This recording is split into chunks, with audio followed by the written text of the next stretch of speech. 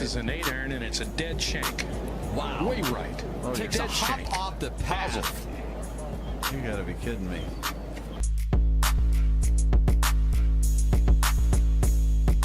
Very tough pitch shot right here. You gotta hit it into the hill, one hop up and bite, and it's in. Kind of like that.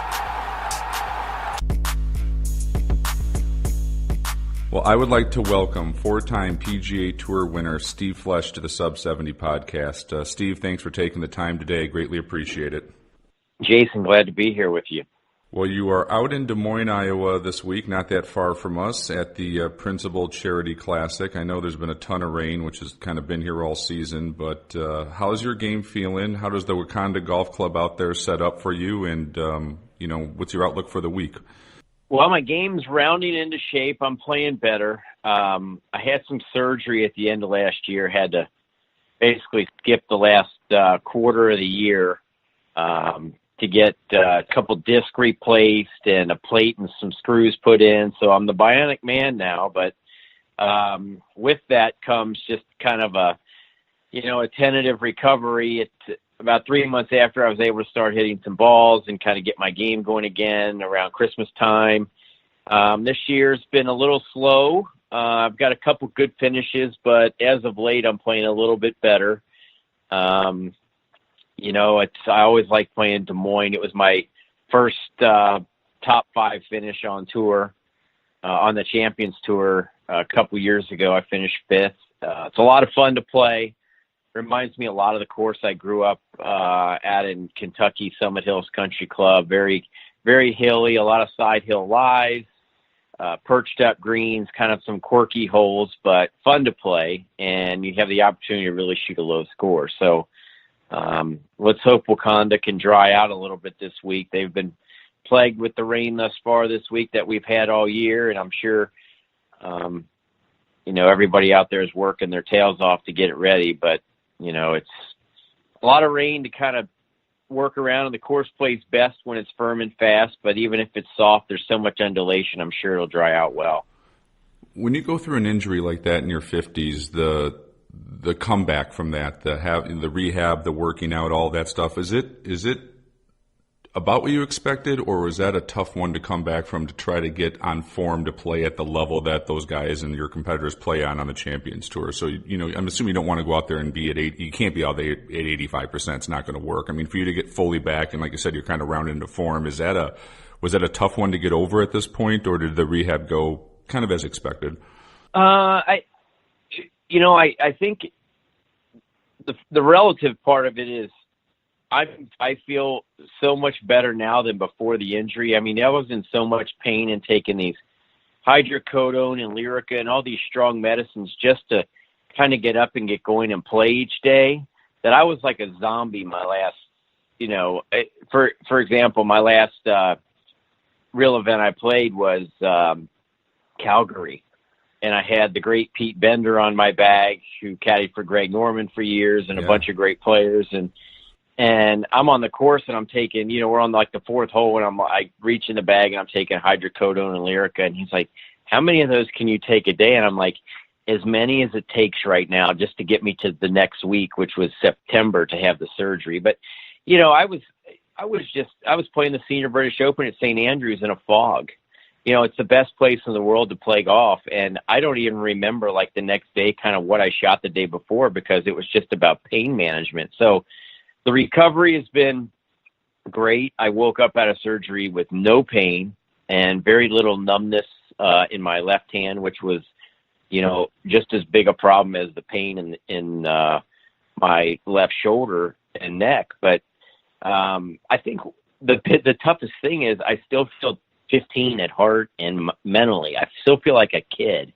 And when your body at 50 doesn't recover as quickly as it used to, it's hard to get it's hard to get used to that, because I used to, just walk to the first tee and take 2 practice swings and rip it. And now I'm about back to that point, thankfully. But at first it was like I needed a full 40 minute warm up. And honestly, I hate hitting balls. So that was kind of like, that's not the worst thing in the world, but at the same time, I was like, I don't want to have to hit balls to warm up. But The recovery's been great. I'm very thankful that it went well, but they say it's kind of a year from the surgery till you kind of know where you really are. And first week of September is when I'll be back to a year. But I feel great, full strength, full speed. Really, I'm hitting it actually farther now than I was last year at this time. So all that's great, but there's still days, especially like today and in Des Moines, it's 60 degrees and kind of foggy and rainy where, I don't think anybody feels great on a day like that, but when you got a plate in your neck, it's a little harder to get loose. Yeah, no, it shows that golfers are athletes, right? The force you guys put on your body for that many years of swinging essentially that fast and hard. There's most guys I talk to on the Champions Tour at some level are fighting some level of injury, right? There's no one out there squeaky clean without fighting a little bit of something. I think it's a natural thing that happens when you play professionally for as long as you guys have played. Jason, my first Champions Tour event was the PGA Senior at Trump's course 2 years ago in D.C. It was funny because I show up to play a practice round and I put my stuff in my locker and I look around, and on the ledge right next to my locker, there is every painkiller, anti-inflammatory available. I mean, it's Aleve, Advil, Tylenol, Bear Aspirin. I mean, you name it. There must have been a dozen of these things there. And I just got a chuckle because I said, on the regular tour, it's all the supplements, the vitamins, everything's sitting there. And on our tour, it's pain relievers. It's just funny, the difference. But it's all relative. I know everybody's fighting something. Guys disappear out here for 3 or 4 months, and it's because they're fighting some sort of muscle strain or pull, or, usually it's backs or wrist out here that are bad and guys are fighting it. But, you hit the nail on the head. I don't think golf, and especially your bodies, are meant to twist and turn with such force for this many years. I think your back is meant to bend side to side and go frontwards and backwards, and your spine as well. I don't think it's meant to really rotate with such force and speed, and then in the middle of it, make impact with the ground. So, I'm lucky that I've been able to play this long. I've always been relatively healthy, but, something's got to give. And I think it's also why you see so many guys, young guys. I mean, Jason Day, for example, they're injured and Tiger, they're injured because you're creating so much speed through the ball. They're getting so strong in the gym and learning how to just maximize their club head speed. But the problem is it's like a race car. You got to have brakes strong enough to stop that speed. And when you're creating speed that fast in your body, something's going to break down eventually. I don't care how strong you are. You got to, if you generate the speed, you better be able to stop it. And usually it's the through swing speed where somebody's body is breaking down, and it's just a function of the game. I think the Champions Tour could look completely different in like 20 years, right? Where these guys with this equipment swinging this hard, having health problems that you guys are having maybe in your 50s, that they're having in their 30s. And with the purse size, it's going to be interesting to see, do those marquee players, Rory, Jason Day, do they got anything left in the tank by that point when they do turn 50? Or is the body going to be like, so shot by early 40s, but they've made such a great run that they don't need it anymore? And if they can't compete at the level they want to compete at and be healthy to do it, you're just not going to see them, sort of i.e. Greg Norman. I think it's going to, I would imagine the landscape would look different compared to your generation. My concern, Jason, is a little different from the fact that I think who you're going to see at 50, if the age is still 50. I mean, I kind of think that maybe in 15 years the age might be lower because it's so much harder to have a sustained career at the PGA Tour level into your 40s now. There's so many great players. I mean, look no further than the NCAA championships that are going on this week in the last couple of years. I mean, these kids are great. And the web.com, the level of the play on the web.com tour is so high that I don't recognize a lot of new names on the PGA Tour because there's 25 new guys rolling out, but they're also playing for so much money. I think my concern would be, say, for example, it's still 50. The age is still 50, 15 years from now. These guys who've played the PGA Tour for that long will have made so much money. It basically, to me, is going to boil down to, do they still have the desire to play competitive golf? Is it still in them? Because they don't need it financially, but are they going to still have the drive to want to play? And, I think that you saw that with Greg Norman and a little bit with Paul Azinger and some of the guys who you expected to play out here longer. They played at such a high level for so long. Nick Faldo as well. Do they still want to do it when they're 45, 50 years old? Because they've worked their tails off and they've had a great career. They're set financially. They may want to do other things in life. Do they still want to go through the grind of traveling 25 weeks a year and trying to be competitive? Because, in my 2 years out here, believe me, the guys who are playing still want it just as bad as they did when they were 25. They're hitting balls on the range. The level of play and the level of work is still up there like we're playing and competing, when we're first starting out our games. And guys are good out here. It's the level of play doesn't surprise me because I know these are all great players that have moved on from their PGA Tour careers. But the scores that are shot, we don't play short courses. The pins are 3-4 from the edges. I mean, it's not easy. It's kind of frustrating sometimes because, daggone it, man, I'm working hard, and I'm playing good. But, I shot 4 or 5 under, but the lead's 8 or 9. It's amazing the level of play. But my biggest concern is Rory. I mean, even Phil in a couple years, Tiger in 7 years or 8 years. Are they still going to want to play competitive golf when they've already made so much money? Do they want to still go through the grind to play for smaller purses and compete? That's my biggest concern. Yeah, and they're physically so injured to the point they can't compete, right? So you're going out there exactly. with Sure. a 5 shooter versus a 6 shooter, and they don't want to do that because it does. If they can't prepare and compete, even though if they still have the desire, but if their body is so shot by that point, that's where I also can see players saying, if I can't be 100% committed to this and do it, I don't want to do it. And like you said, they've made enough money at that point. Right.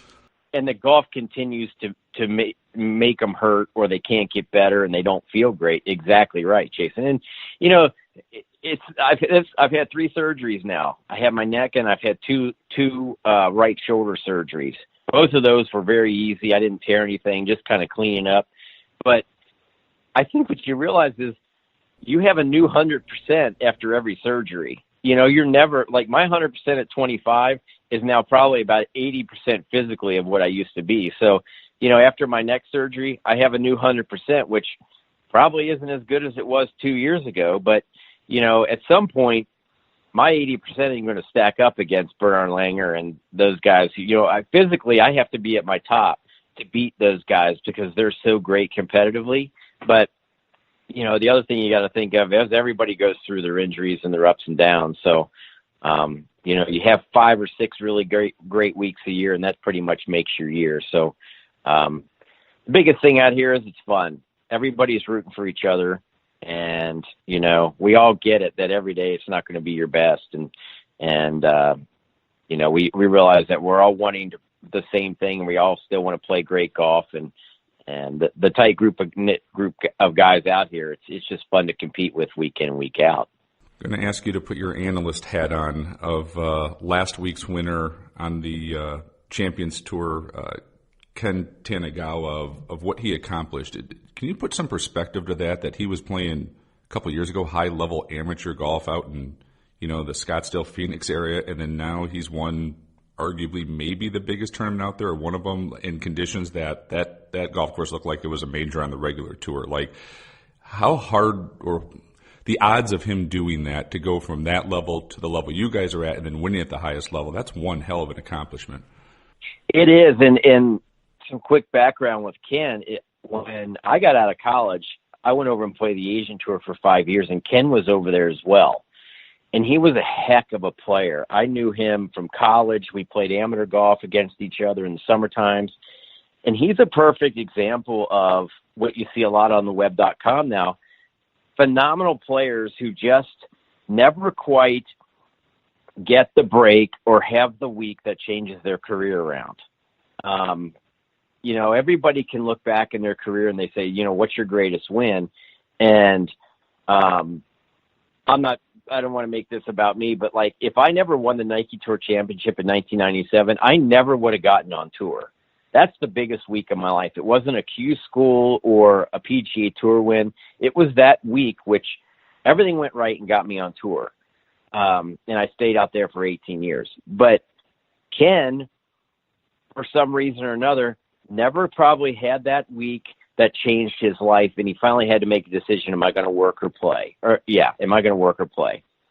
And he's a perfect example of the guy who always had the game, but it just never quite worked out where he got the opportunity to play tour golf for years. If he had gotten on tour, he would have stayed forever because he's got such a great game, but he didn't get the break or have the week that got him out there. So to see him play this good does not surprise me one bit. He was a phenomenal player in college and at the amateur level. And, I don't know if he, had a family or how that worked out where he made the decision to just play as an amateur. But the thing that really amazes me about Ken is when you don't play like super competitive golf and then you come out and get your tour card like you did through the Champions Tour qualifying, he just hit the ground running out here. And that's a testament to his ability, because when you're out of competitive golf, man, it is nerve-wracking. You don't know how you're going to stack up. And he just jumped right in and started posting great scores. And to win last week at Oak Hill, which, as you said, was set up like a major championship on any tour. I mean, the fairways were narrow. That rough was thick and long. It was a tough test, plus the rain delays, and there was a lot of wind on the first 2 days.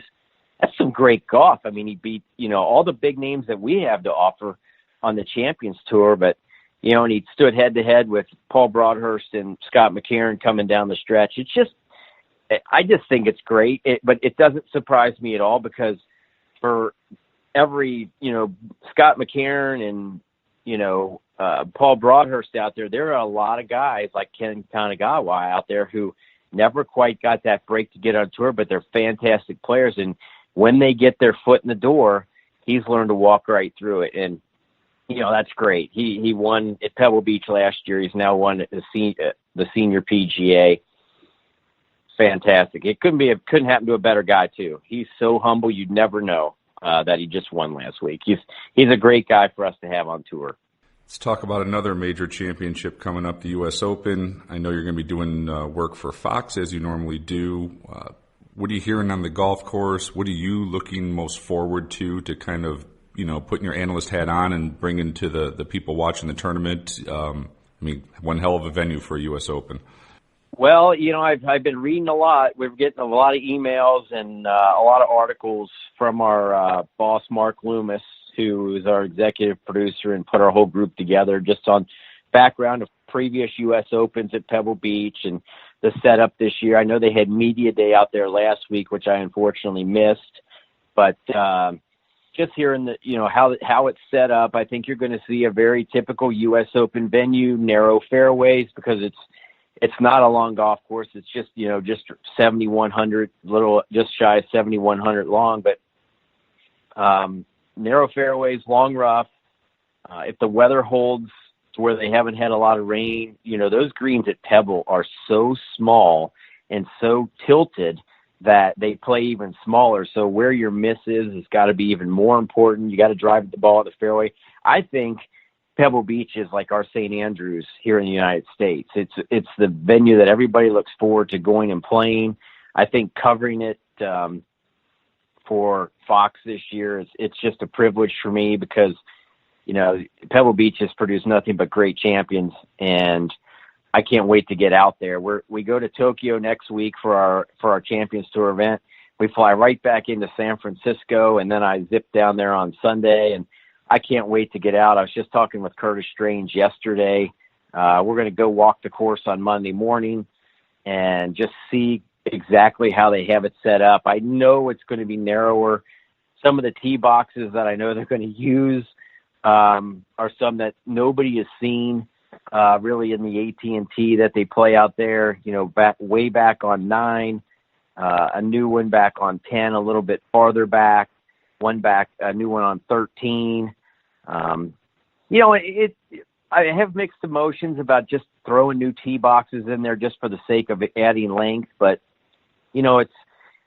you see it with these kids nowadays. They all kill it. So you have to keep the course relative because everything, the equipment, the ball and everything goes so far, but it doesn't, just because it's longer doesn't diminish the shot values at Pebble Beach. It's not about getting the same club in their hand this year that they had in 72 or, previous years. To me, it's just the shot values at Pebble Beach stand up to any major venue that the U.S. Open plays anywhere. Shinnecock last year was phenomenal.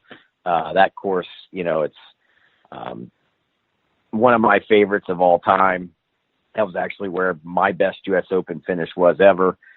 U.S. Opens were not my forte, but to cover it for Fox this year at Pebble Beach, I think our whole crew is really looking forward to it. And personally, I hope they're getting back kind of the grassroots of the U.S. Open feel where, it's not all about how far you hit it. It's going to be about, accuracy off the tee and iron placement. Brooks Koepka, sure, he could still bomb it around there, but he's not going to be able to hit as many drivers. It's more of a placement type golf course than it is all about just bashing the driver out there. So Pebble's going to stand the test. I don't know if anybody's going to win by 15 this year like Tiger did previously, but I think that venue stands up to any. And I think it's exciting because you could fairly predict in the PGA Championship with those conditions at Bethpage the type of player that was going to win, right? And no question. Proved out. This one is wide open for the U.S. Open, right? You got Kevin Na playing great, who could legitimately win this, and Brooks Koepka could win this. So I love the fact that there is a wide variety of skills that could be on display for this U.S. Open. It's not going to be, pick these 7 guys and, that's who's going to win this thing. I love it that, you've got medium length hitters and long hitters, and they're all going to have to kind of think their way around that track. I love the idea of it. Well, Jason, I was thinking about this last night because I knew we were going to be talking about Pebble today. And I know the USGA is catching a lot of flack and they're trying, I don't know if it's a template they're kind of trying to have for how to set up the U.S. Open. But to me, like Bethpage, to me, like you said, only one type of player was going to succeed at Bethpage. When you play a course that long with that kind of rough, the shorter hitters, you can't get the ball as close to the hole with 5 irons as you can a wedge. Now, Pebble Beach, I guess what I'm saying is I think there's like an ideal length to set up courses where you give more than 25 people a chance, or, it's probably less than that, 15 people a chance to win the golf tournament. I think if you set up, at 7,500, you're pretty much eliminating 7,400. You're eliminating, 50% of the field. But if you set it up at 7,200 or a little less with the rough, where firm greens, you require accuracy, make guys make choices on the tee. Am I going to bomb it down there? And if I hit it in the rough, I'm not going to be able to stop it on a short green, or am I going to try and put it in the fairway with a lesser club? And even if the shorter hitters have to hit driver, but the longer hitters, hit an iron out there to be in the fairway. Pebble Beach is the kind of venue at 7,100 where it allows way more people a chance to win, like you said. So to me, that's way more exciting than to just play it so long that you eliminate everyone, which we saw at Erin Hills. And that was super long, but the fairways were so wide that it really, it wasn't that interesting. But I think if we, come into Winged Foot here in soon and Pebble Beach this year, I think we'll see kind of where the USGA is in their evaluation of their setups. But Pebble Beach this year, I think, provides everyone with the most opportunity to win the National Open. When you're out there doing the coverage, do you enjoy being in the tower more where you can kind of call the action, or do you like being on the ground with a group and then, giving your take to the listeners of because you're a tour player, of what you're seeing when you're sort of on the ground level with them? It's two totally different jobs. I'm sure the viewers are super educated to where they realize the guy on the ground is doing something different than the guy in the tower. Yeah. But, when you're in the tower, which I was for Chambers Bay, I was on 16, and, just because you're on 16, you still have 4 other holes that you're doing coverage on. Like I had 4 and 8 and 12 and 16. And I'm looking at a monitor there, and you kind of have to really know a little background on everybody in the field, say 156 guys, because my job is to set up the guy who's coming on and throw it down to the guy on the ground. And after the guy on the ground is hit, I wrap it back, or after the guy on the ground is kind of given the background of the shot, I wrap it back up and throw it to the next hole or the next shot, wherever we're going. But I don't really comment on anything but maybe the result of the shot at times. But I need some background on him, like something about Jason Day other than what you just Google, because anybody can, there's only so much you can say about, Jason Day that we don't already know. So you kind of have to have your ears open all week about everybody in the field and have some background. But when you're on the ground, really your job is just to set up the shot, like read the lie, say, and what they're going to face that the viewer can't already see, which I think it's easy to say, a guy's got 186 and he's hitting a 7-iron. Well, anybody can do that. But my job is to say, the right bunker here is not, he needs to play away from that. The wind's out of what direction, what kind of shot he's got to execute to get the ball close to the hole or even on the green. And I think like at Pebble this year, there's so much of that the viewer can't really see. Obviously, you don't want to hit it in a bunker or this or that, but how's he going to read the lie, how far he has, and what kind of shot he needs to hit to make it work? But I only have about 15 seconds to do that, because once the shot is struck, I'm basically radio silent. That's when Paul Azinger, our lead analyst, comes in and analyzes it and talks about the result or how he executed it. Unless he asks me a question, I kind of have like 15 seconds to kind of say what's going on. So on the course, yes, it's more fun because you're right in the game and you're seeing what's going on. But at the same time, you could walk around out there for 30, 40 minutes and not say anything because maybe the groups you're with stink at the time, or they're not playing any good, or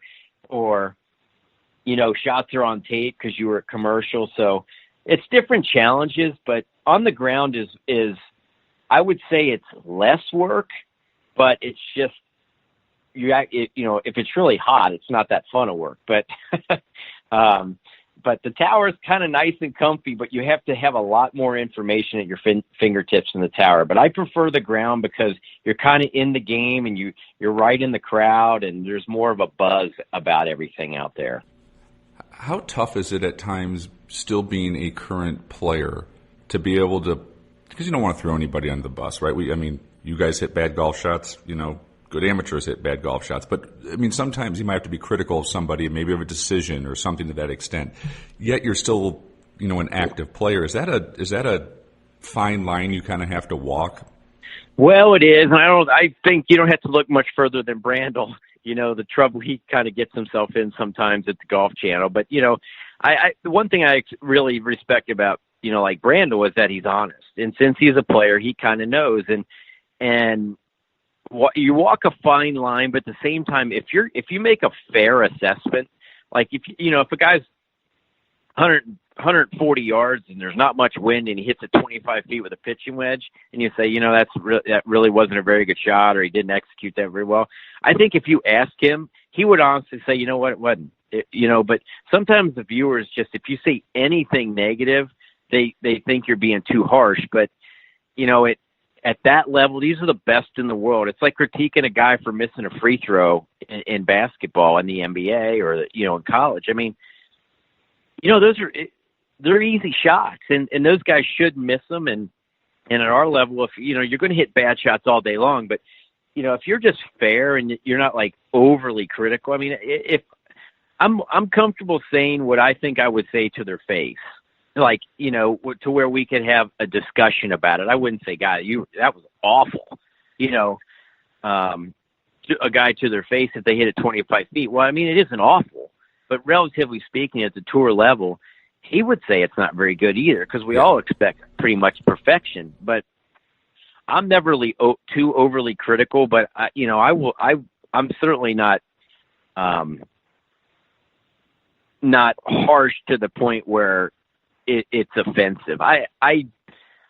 Believe me, I'm harder on myself probably than anybody. There's no way to measure it, but in the history of the game, I mean, sometimes when I'm hitting it poorly, I mean, nothing's good, and I'm so overly critical of myself that it's, people would cringe, but I would never say something like that on a telecast, but I'm not afraid to say, that really wasn't a very good shot, or I'll say something like, I think just his thought process there, put enough doubt in his head where he wasn't fully committed to the shot. I mean, that's the nicest way of saying that wasn't a good shot. Right. But, I actually look forward. I think one day there should be how you have the home court feed in the NCAA for basketball events where you hear the hometown announcers on ESPN2 or ESPNU feed, versus the CBS feed.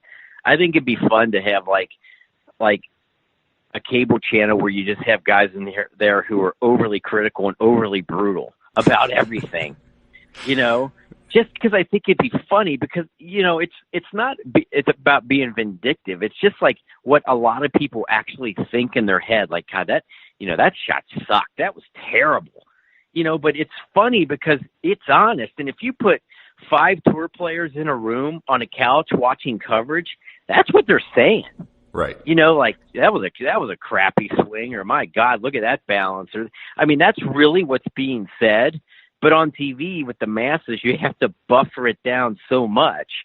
But I think if they really heard what other tour players were saying, a round table of a major championship or even a regular tour event, people would die laughing at what just the tour players say about other tour players. Yeah, get those guys and then put a 12-pack of beer in the middle of the table and let them watch the coverage. I would totally tune into watching that, especially guys who would be witty or funny about it, right? Totally. I mean, it would be great. And it's not a knock against the regular network guys. It's just you got to be so, I think soft about anything you say that it's refreshing to hear people just being honest. Other your peers just saying what they think. And it's not that it's personal. It's just a golf shot. And it's my God, how do you hit it from that position? Or, stuff just whatever, that was awful. It's just funny, I think. I mean, maybe that's the nastiness in me, but I'm just I just think it'd be so funny to have that option to listen to your peers just totally rip everybody. Or I think the flip side would be interesting if somebody hit the greatest shot they ever seen. If you had 5 guys sitting around talking about it, right? They would go, half shit crazy over how great that was. That would also be cool from those guys' perspective of my God, I didn't see that one, but at some different level than you normally see on TV. I think there would also be the great stuff would be elevated to another level of having 5 former tour players sitting around, talking about it openly. I think that'd be really cool too. So yeah, because they recognize how hard a shot really is. I mean, I think one thing the misconception the public thinks watching on TV is they think, yeah, we're the best players in the world out there hitting, say we're a 7-iron in the fairway, but to a back left pin. But maybe 3 holes prior, that guy had that same shot and he flared it or he overhooked it. When that's still in his head. He's seen that. So, yeah, the shot, if you're on a driving range, doesn't seem that hard. But circumstances dictate everything when you're playing golf on tour, and the wind direction or what happened 30 minutes prior affects every swing you make. And not everybody's better at tuning it out or focusing in like some of these major champions did. Nick Faldo and Greg Norman, those guys were so great at, and Jack Nicklaus at thinking through the process of how to execute. But, just because a guy hits it 25 feet with a 7-iron doesn't mean that it wasn't a great shot. I mean, that might have been exactly what he's trying to do. But, conversely, if he pulls off something amazing, if your peers know, Mike, wow, that was a tough shot because they, have either had that shot in the past or had it earlier in the day. I think that's be really interesting, because I think a lot of times what we get on network coverage is just kind of the lollipops and gumdrops assessment. Everything's great and the family's great, and that they've had excuse me, a great year, and it's like, maybe he's just playing shitty right now, or maybe he's just hitting it like crap, or it's, I don't know. I guess that's just the realist and the honesty in me. I just sometimes think you got to call it exactly how it is, and if it's a crappy shot, it's a crappy shot. All right, well, when they ever do the Fox Part 2 and they put you at the table with a 12-pack of beer, I'm watching with 3 other funny guys. That would be – I am all in on that one. Hey, I think it'd be funny, yeah. Let's talk about your career. 4 PGA Tour wins. Does one of those stand out as your sort of marquee victory that when you look back on your playing days in the PGA Tour is sort of your pinnacle or your apex of an accomplishment? Well, I don't want to discount any of them because, honestly, I think it took me 7 years to get on tour. So I never knew if I was ever going to make it, but to me, the one that clearly stands out was Colonial in 2004. Just because of the golf course, that to me, is a perfect example of what I was talking, that anybody can win at Colonial. Kenny Perry won the year before me and the year after me, 2003 and 2005 at Colonial. He and I could not have more different golf games. Kenny plays it way up in the air and hits it 30 yards farther than I do. I play it lower. I play rollerball. I joke. I kind of around Colonial, I keep it down so it's, doesn't get above the trees. I kind of bend it through everything. But that's a perfect example of 2 totally different players that can win there. Phil won there. David Toms won there. 2 totally different golf games. But that golf course requires so much skill to get around it, and it's always windy. That to me, and just because of who have won there in the past, that's my marquee win. But my toughest win was my first win, as most of them are in New Orleans when I beat Bob Estes in a playoff. But I feel fortunate that I won it all out there. I have to give a ton of credit to Butch Harmon, who I worked with from basically 2003 to 2010, because he just taught me how to kind of own my own golf swing and play my own game. I know those are cliches, but I never knew how to learn that or play within myself. God, I hate cliches, but there's another one.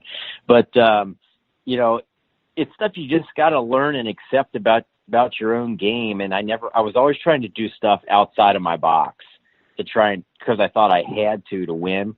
But he taught me patience and just how to recognize what my flaws were and how to correct them on a weekly basis and manage when it was going bad, because, he basically said, everybody's got 3 flaws in your game.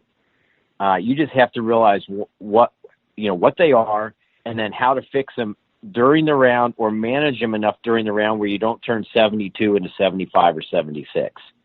And that's what Butch taught me. It wasn't about, hey, your swing isn't perfect, you got to change this or change that. It was about managing my misses enough to where if I got it going awry, one round didn't ruin my week, so it kept me in the game. And he did that, and I don't think I ever would have won on tour without his help. But I still, even though I haven't worked with him for 9 years now, I still go back to those, the three things that I always need to work on to make my game at least manageable when I play tournament golf. So Colonial was easily my first or my biggest marquee win, and I'd still love to go back one more time and play Colonial before I'm totally not competitive, but it's always opposite our senior PGA.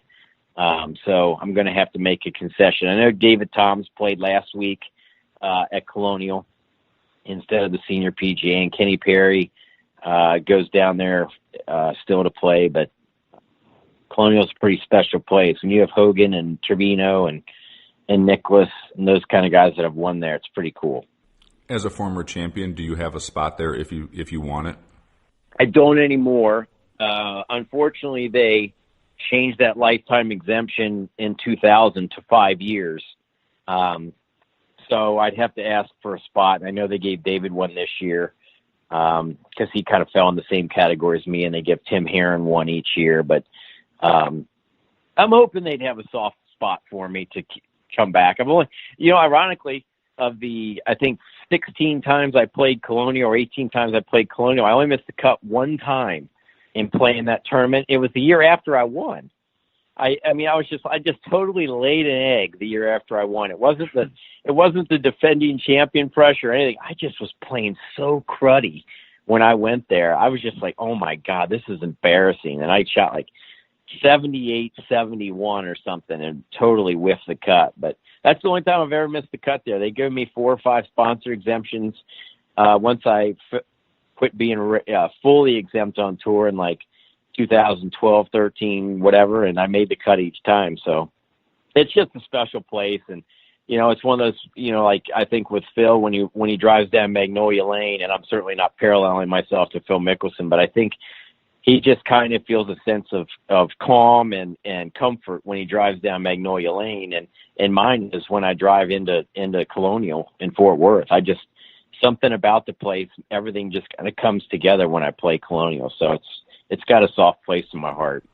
So, yeah, and it's a great it's a great venue. It's kind of golf course I could love to play. It's one of those courses where I think the members would love to play that golf course every day. Like I could totally see why people would want to join there, and that's your home course, right? It's got everything. It is. So, yeah. You're right. It's different every day, and you don't get tired of it. To me, like Bethpage, I would quit the game if I had to play Bethpage every day. You just feel like you went 15 rounds with Tyson every time you walked off that course. But I agree.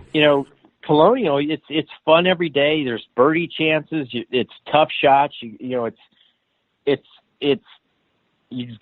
just got to hit creative shots around there and use your imagination. And if you hit a good shot, you're rewarded, and it's just fun to play. If you're going to play somewhere every day, that'd be a great one. Yeah, and follow up to the Butch thing. I was just, as you were going through working with him, and I've talked to quite a few guys who have worked with Butch. And sounds like it's as much psychology or explaining strategy or whatever it is in your own game as much as it is technically. Do you think he gets that? Because a lot of people don't realize this, or some do or some don't, but he won on tour. He's a former tour player. Like, he not only has the knowledge base of golf swing, but he understands, I'm assuming when you talk to him, what it takes to compete and to win on the PGA Tour. So is he as much mental coach as he is, hey, let's get the position of this club a little bit different on your backswing, for example? It is.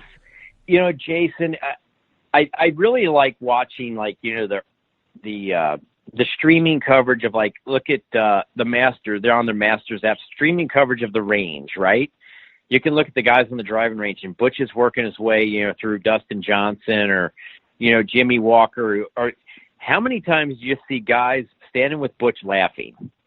It is constant. He knows how to loosen a guy up if he's hitting shanks, if he's hitting hooks. He knows how to loosen you up and take your mind off, not so much the seriousness of what's in front of you that day, but just like free you up to just make golf swings. And then I'll say, okay, let's work that club a little bit more left here. It's not, hey, you got to keep that left wrist flat and then drop it down to position 2 here and then rotate hard. It's never that with Butch.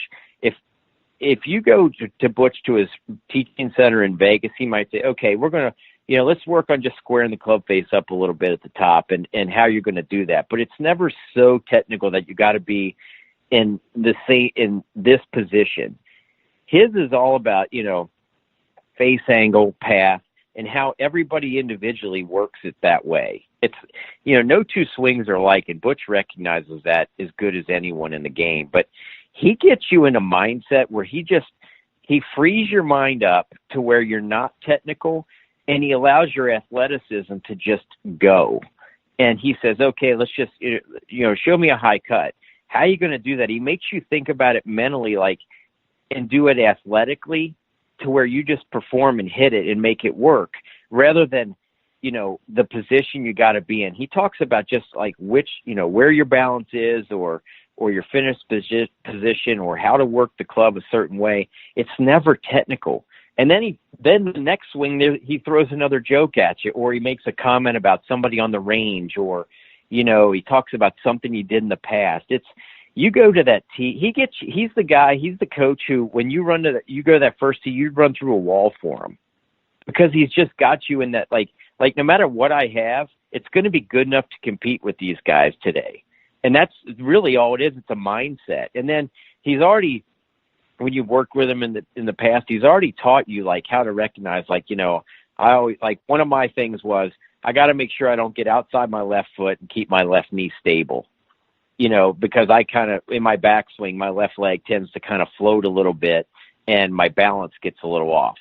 So I can recognize that. So, but that's really as technical as it gets. Like, okay, just, brace against my left knee. And if I notice that I'm doing that, or my caddy says, hey, you're getting outside your left foot, I know what my fix is for that. So I know really, truly, everybody's got three things at the tour level that kind of go awry, because your body always falls back into them, whether you're tired or whether your shoulder hurts or something's going on. You're always going to fall into three traps, really. And he knows how to get you to fix those. But when you're getting ready to go play, around at Augusta National, he wants you to not be thinking of any of that. He wants you to go to the first tee thinking how you're going to get around that golf course and visualize your shots, not how you're going to hit them, not what swing thought's going to be the key. You might have one, but he just gets you like ready to go mentally and free. He gets you freed up to, if you both know that you're hitting it like shit, he'll start telling jokes just to get your mind off of it. You both probably know, hey, this isn't going to be my week, but he gets you into a mindset where, like, I'm going to have fun, going out there and playing like crap. It's just a different way. It's not so technical. He doesn't have the camera. When's the last time you saw Butch using his phone or a TrackMan out there? Never. He does that away from the golf course. When you're getting ready to play a golf tournament, he's getting you in the mode how to play, not how to swing. And I just think that's what his biggest attribute. When's the last time a guy left Butch Harmon because he said it didn't work? It wasn't working for him. That's never happened. Yeah, and every guy I talk to seems like they have these lessons for life. Beyond even their scope they're working. I've talked to Kelk about this. Think about different golf swings. Kelk's golf swing to Ricky Fowler. Yet, Kelk said he, it still goes back to what Butch taught and worked with him. Right? He really is, I don't know, I think he's got to be the best out there to get the most out of every player with all these different types of players he's worked with. There's something to that recipe, because once they work with Butch, to me it seems like they're a better, more complete player. It's true. It's hey, I'm not saying if you went to any other instructor they couldn't identify my three flaws. I guarantee all those guys could identify what three things always go wrong with my swing.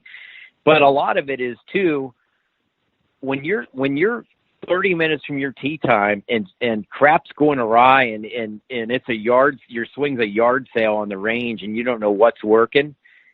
He knows how to focus you in to where only one thing matters. How to hit. Hey, we're going to go with it left or right today, no matter what. Or he always said to me, like, how far down in my bag can we go to where I can aim it at the pin? Like some weeks, no matter where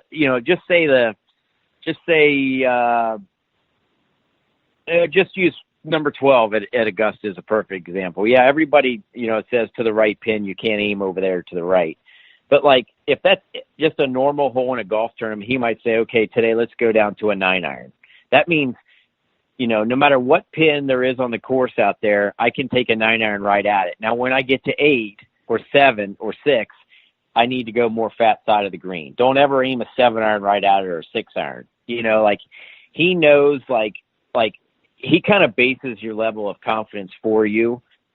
He always thinks that short iron's aiming right at the hole, but some days you're swinging so good, he just says, go right at it. 7-iron, we're going right at it today with everything. But he's realistic and honest, and it helps you realize, you got another guy in your corner who is giving you a fair assessment of where you are. And to me, that always gave me confidence. I don't think he ever told me 7-6 5-iron, baby, we're ripping it right at it. That, I never was that kind of player or comfortable doing it, but I think that's one of the things he helped Tiger Woods learn too early in his career when Tiger worked for him. Tiger always played off the middle of the green like Nicklaus did. They let everybody else make the mistakes. They weren't aiming 2 irons at pins cut in the corners. He assesses your ability, and he just gives you the confidence to know, like, hey, today if we get a 7 iron, let's just give it a little extra. Let's just give it a little extra room, 5 feet toward the middle of the green or something. Let's not try and stuff 7 irons and 6 irons today. When you get 9 iron, baby, go right at it. But it's just, you always feel like you got a guy who's just insanely confident in you and assesses where your game stands each day. And I think it just helps you go to the first tee just feeling like you got this. And that's really to me, that's the best thing a coach can do for you, is make you feel like every time you're getting ready to tee it up in a golf tournament that, hey, today's your day, and you make it happen. Equipment question for you. You and I, we play the same golf ball, the Srixon Z-Star, with the new model they have out there, which is kind of a continuation of what they're building upon. Which model of the Z-Stars are you playing? And from an equipment standpoint, what's that new ball doing for you? Like I said, I think it's fantastic. I play the XV, long bites. I mean, it's such a good product. How do you work with Srixon with that stuff? And then what model, like I said, are you gaming at this point in the season? I am using the XV, and I use the XV because I think I get great speed with it off the tee, off the driver. It goes a long way, but I use it too because it launches higher for me. I'm not the highest of ball hitters, especially off the tee, and it gives me a little higher launch. But I think both models go through the wind better than any other ball on the market. And that's one reason why I switched to it in 07. I've always thought Srixon's been a great ball in the wind, but feel-wise, it's definitely firmer and clickier. The Z-Star, which has the black number on it, to me, feels quite a bit softer, and it feels better chipping to me, but I get a better flight with the XV because I like that higher launch. But both of them are great in the wind.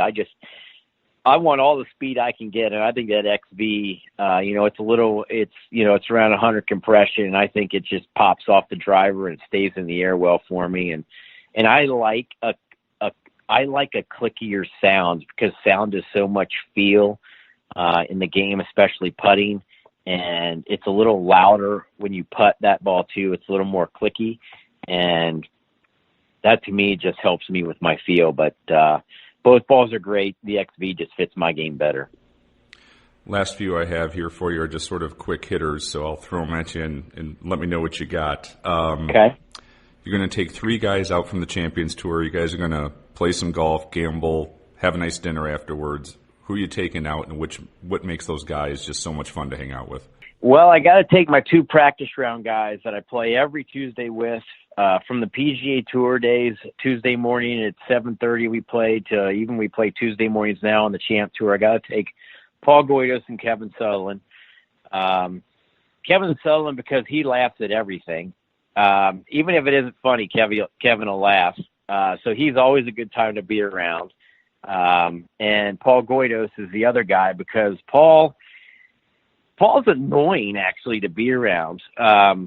Even though he's one of my best buddies, he's the guy who, it doesn't matter what the topic of discussion is, he can argue both sides of the story effectively to where you start doubting your line of thinking. So Paul's actually got Kevin with him every Tuesday because anyone else would quit after 9 holes playing with Paul.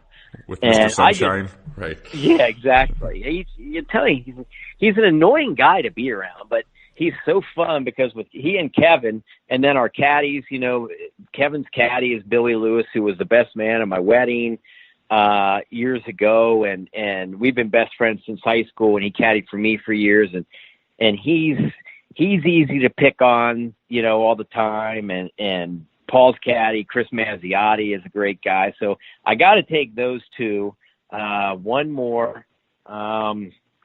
from the Champ Tour. Let's see.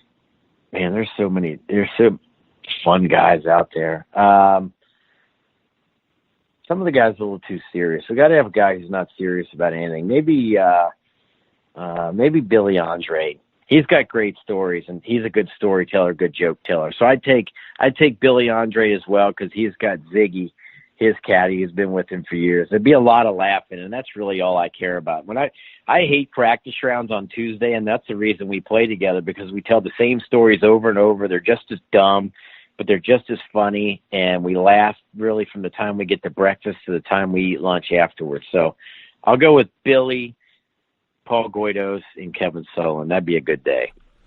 If you could win only one major on the Champions Tour, which event would it be? U.S. Senior Open. I think winning any of your national opens would be pretty special, and to say you're a U.S. Open winner be pretty cool. So, I'm a proud American, and I'd love to win my national open. Best golf shot you ever hit under pressure, and is there a golf shot a competitor hit under pressure that you were with that blew you away as well, of how good it was under the circumstances? Best shot I ever hit was the 4-iron to win my first tour event at English Turn in 2003 when I was in the playoff with Bob Estes. I had a 4-iron with a left to right wind to a back left pin. And ironically, I had been working with Butch on that very shot for weeks beforehand. It's just like a hold 4-iron. And to me, I never could get the left pins. I had so many chances to have high finishes or play well in tournaments, but I never could hit a cut shot. Everything was a draw for me. A cut, what I thought was a cut, was actually just a straight ball because it wasn't starting in the window where it was hooking. But anyway, my thought process for the week was take it inside and feel like I was just kind of a hair over the top to work my path to the right a little bit better.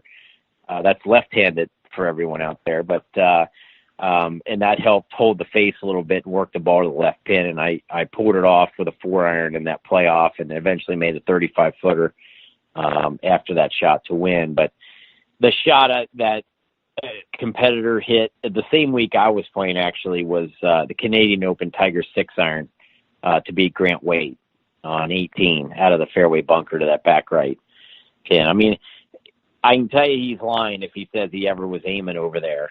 But that shot, to me, it's nuts. It's over all that water. You never know how your contact's going to be perfectly out of a fairway bunker, how your fitting's going to be, how clean you're going to catch it. That shot's just crazy. And the fact that I played that hole earlier that day was insane to see. So that, to me, is probably easily the best. I mean, honestly, I could name about 5 shots Tiger's hit that have just blown me away, but that one was insane. Yeah, I remember watching that live on the coverage, and especially a 6-iron with that old golf ball. I mean, to carry it that far out of the trap to that, I mean, that's the best golf shot I think I've ever seen personally. Like from just as a viewer watching it, insane. That's why he's the GOAT. Yep. Best 2 or 3 golf courses in the world architecturally, and what makes those golf courses so spectacular? Architecturally, I actually think I would go with Pebble Beach for one, because there's so much. It's not deception, but there's so much placed on shot value and angles into the green, and how you actually have to shape your shot to hold those greens, where you can't miss it to really even get it up and down. So. Pebble Beach. I haven't played much in Europe, and I know so I have to kind of throw. I mean, I love St. Andrews, but architecturally, I don't know if anybody would say that's one of the best ever. I'll just stick with the States because I don't know much worldwide. Shinnecock, I love. Same thing. A couple of the greatest holes I've ever played at Shinnecock, and I'll go with Riviera as well. Always been a big favorite of Riviera. Best course we played for years on tour. One of them top 3 easily, and I always love playing there. So Riviera was always special to me. Same kind of thing. Shot values were high. Greens. It was tough to get the ball close on those holes.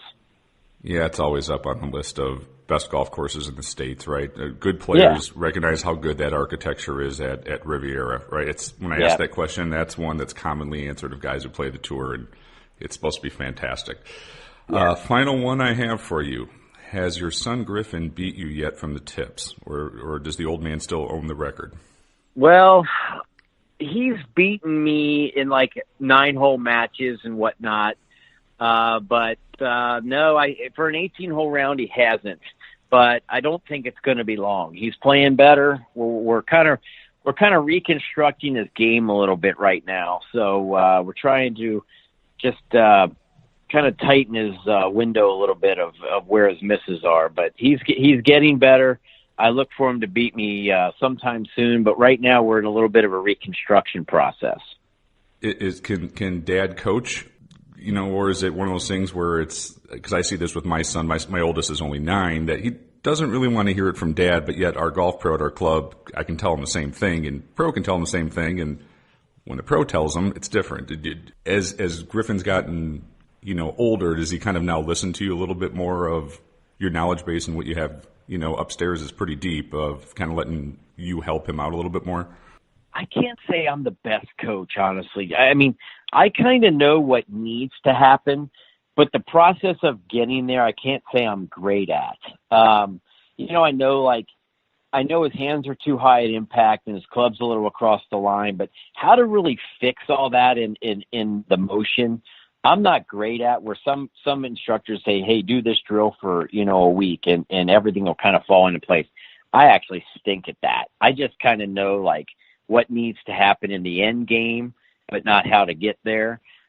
Griffin is listening to me more now. That doesn't mean that if I go to the range with him, I was just out on the range with him a couple of days ago, and I say, you got to do this. If I give him a nugget of something to work on, it's still better work on the first ball, or he's going to look at me and say that ain't going to work. And for years I've been beating my head against the wall trying to teach him. When he'll go get a lesson from somebody, they'll tell him the exact same thing, and he thinks that's the answer. And I'm like, I've been telling you that for 4 years, or I told you that 5 years ago you need to be doing that. But for some reason, the fact that he paid for that lesson, it's worth more to him. I'm like, dude, I give you this stuff for free, but it's frustrating. I would. Unless you're a very patient and bulletproof parent, I wouldn't try and teach my children over again in golf.